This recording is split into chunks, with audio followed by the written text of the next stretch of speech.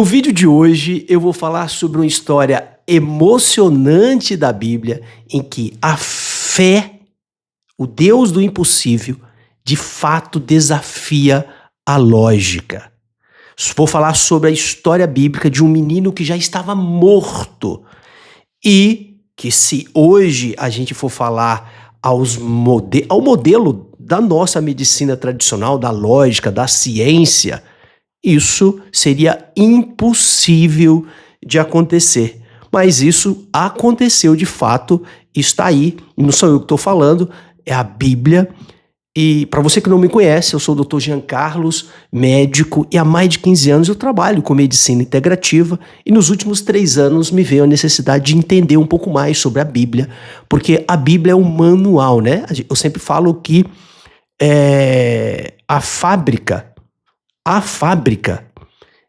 sempre tem uma resposta melhor para o produto que produz, certo? Não foi a medicina que produziu o homem. Quem produziu o homem, quem criou o homem foi Deus. E ele sabe como ativar, ele sabe como restartar, ele sabe como ressuscitar, ele sabe como curar, porque ele tem o manual da fábrica. E para a gente chegar mais perto desse manual, e para a gente entender, a gente só tem que ler mais sobre a Bíblia e ter fé e ter um relacionamento com Deus, ok? Então, vamos falar um pouquinho aqui. Se você curte esse tipo de vídeo, se inscreva no canal, toque o sininho. Todos os dias eu faço um vídeo aqui relacionando a Bíblia, trazendo o conhecimento da Bíblia e integrando a medicina, tudo bem? Essa passagem que fala que o menino já estava morto, mas Elias clamou, né? Clamou a Deus e o milagre aconteceu. Está baseado em uma passagem em Reis, capítulo 17, versículo 17 a 24. Dá uma olhada lá nessa passagem, tudo bem? A fé que desafia o impossível. Fala sobre a fé que desafia o impossível. Quantos aqui já enfrentaram momentos em que tudo parecia sem solução? Olha, na minha carreira médica eu já vi muitas situações em que, de fato, para a medicina era algo impossível, era algo sem solução.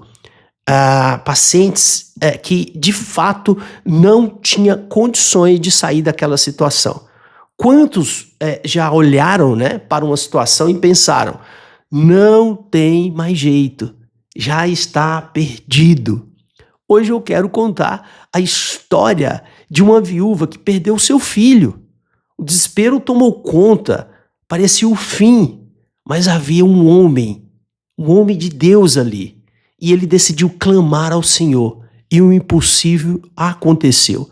Elias não aceitou a morte como definitiva. Ele pegou o menino e levou para o seu quarto. Começou a orar.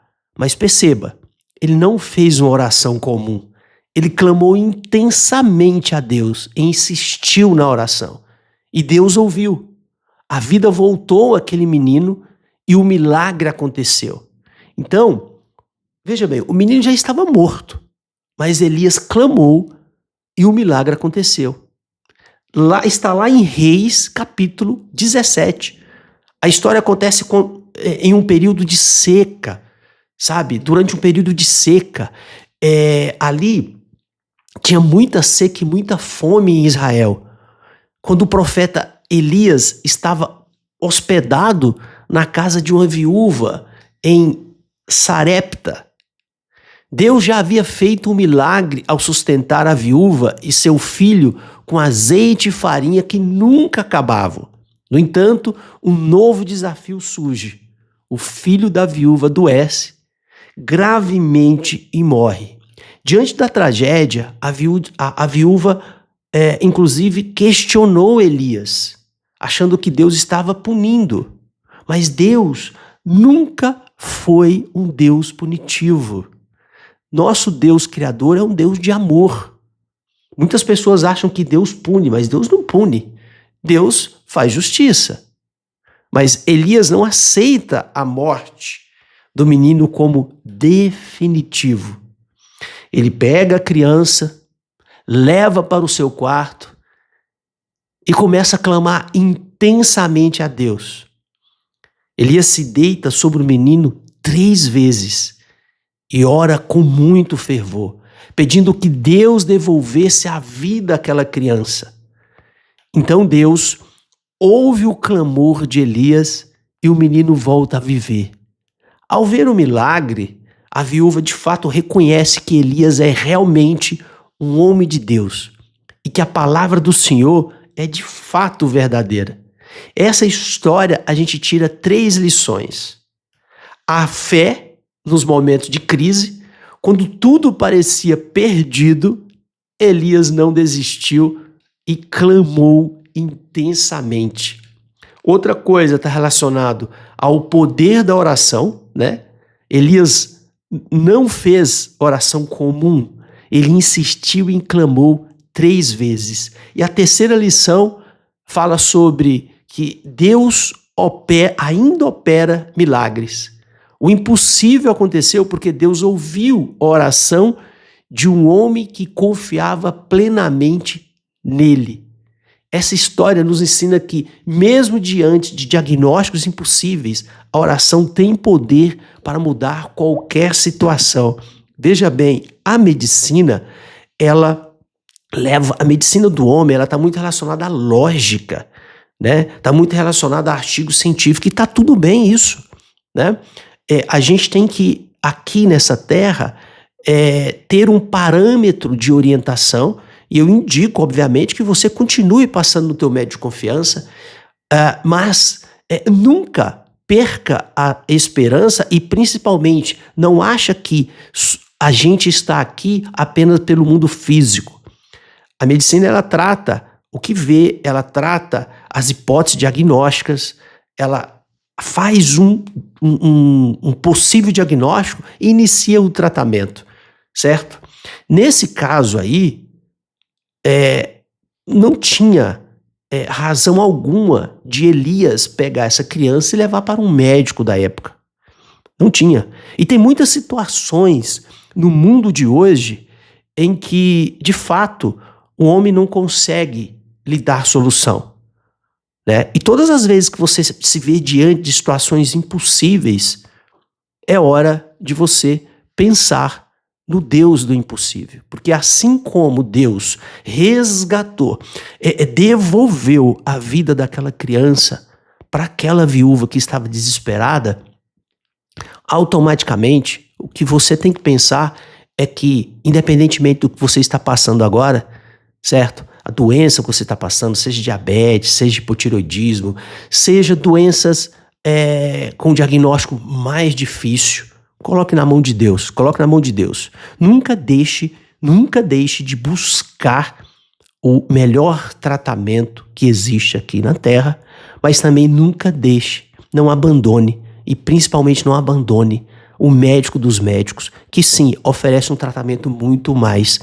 completo, que é um tratamento que ele integra ao tratamento médico daqui, que eu chamo de medicina da 4ª dimensão. Medicina da 4ª dimensão é quando você aceita Jesus para participar da terapia do homem. Então, a medicina ela deixa de ser uma medicina comum, né, e passa a ser uma medicina sobrenatural, que é onde, através da tua fé, você aumenta a chance, você vai aumentar a sua chance de melhorar qualquer tipo de situação, seja no campo médico, da saúde, ou no campo financeiro, porque Deus ele não tem limite para agir, né? Então, no vídeo de hoje, eu quero que você, se fez sentido para você, compartilhe esse vídeo para as pessoas que você ama, dizendo o seguinte, que a solução nem sempre está no mundo físico, que o homem é feito de corpo, de espírito e de alma, e que Deus ele pode agir onde de fato está o problema. Talvez a sua doença hoje tenha uma origem espiritual, talvez a tua doença hoje de uma origem mental, de uma origem de feridas da alma, né? Talvez seja porque você não está perdoando, você não conseguiu perdoar, você tem uma mágoa. Então, Deus, ele está aqui para, assim como ele é o Deus do impossível, como essa história que você acabou de ouvir, ele pode, de fato, atuar na tua vida. Eu vou fazer uma oração rapidinho aqui, tá? E para que a gente possa levar mais vida ao... Vamos lá. Salmo 91.